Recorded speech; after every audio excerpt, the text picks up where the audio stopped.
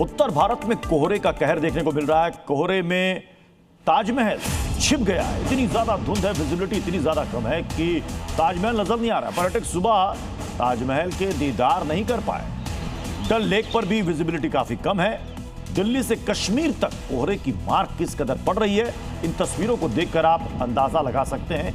एक तस्वीर है डल लेक की, जहां पर आपको डल लेक क्लियर नजर नहीं आ रहा होगा। दूसरी तस्वीर आप कोशिश कर रहे होंगे कि शायद आपको ताजमहल दिख जाए। पर्यटक भी मायूस हुए, गए थे ताजमहल के दीदार को, लेकिन सुबह ताजमहल दिखा ही नहीं। सिर्फ और सिर्फ वहां पर कोहरा, धुंध ही नजर आए।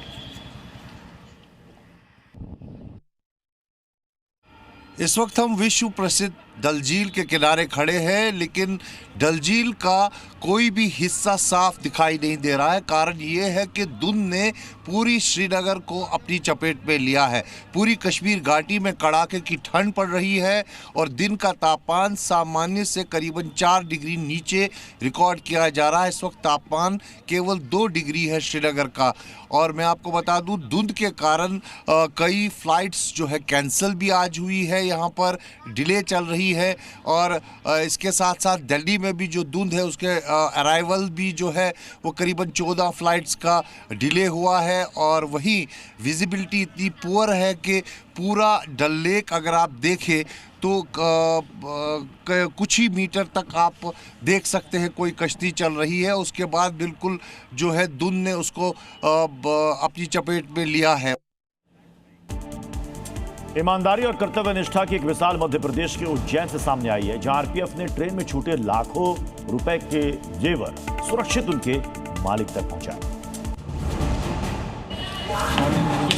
चेन्नई जयपुर एक्सप्रेस में यात्रा के दौरान छूटे हुए 2 ट्रॉली बैग रेलवे सुरक्षा बल यानी आरपीएफ उज्जैन को लावारिस हालत में मिले।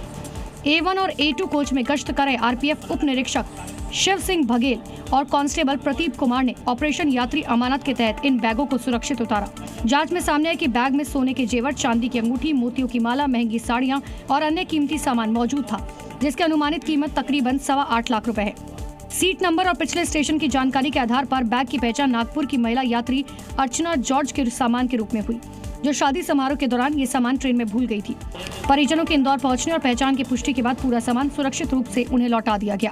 आरपीएफ जवानों की ईमानदारी और कर्तव्य निष्ठा की तारीफ हो रही है। लोग इन्हें इनाम देकर सम्मानित करने की मांग कर रहे हैं। उत्तराखंड की राजधानी देहरादून में अब कूड़ा फैलाने वालों पर आसमान से नजर रखी जा रही है। नगर निगम ने ड्रोन की मदद से सार्वजनिक स्थानों पर गंदगी फैलाने वालों के खिलाफ कार्रवाई शुरू कर दी है।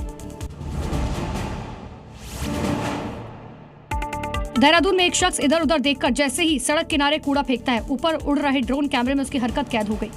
तस्वीर मिलते ही नगर निगम की टीम तुरंत मौके पर पहुंची और नियमों के तहत चालान की कार्रवाई करती है।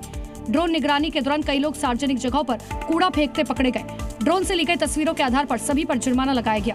नगर निगम की ये हाईटेक पहल साफ शहर की दिशा में एक बड़ा कदम मानी जा रही है। अब देहरादून में गंदगी फैलाने वालों को सावधान रहने की जरूरत है, क्योंकि नजर अब सिर्फ जमीन पर नहीं, आसमान में भी है।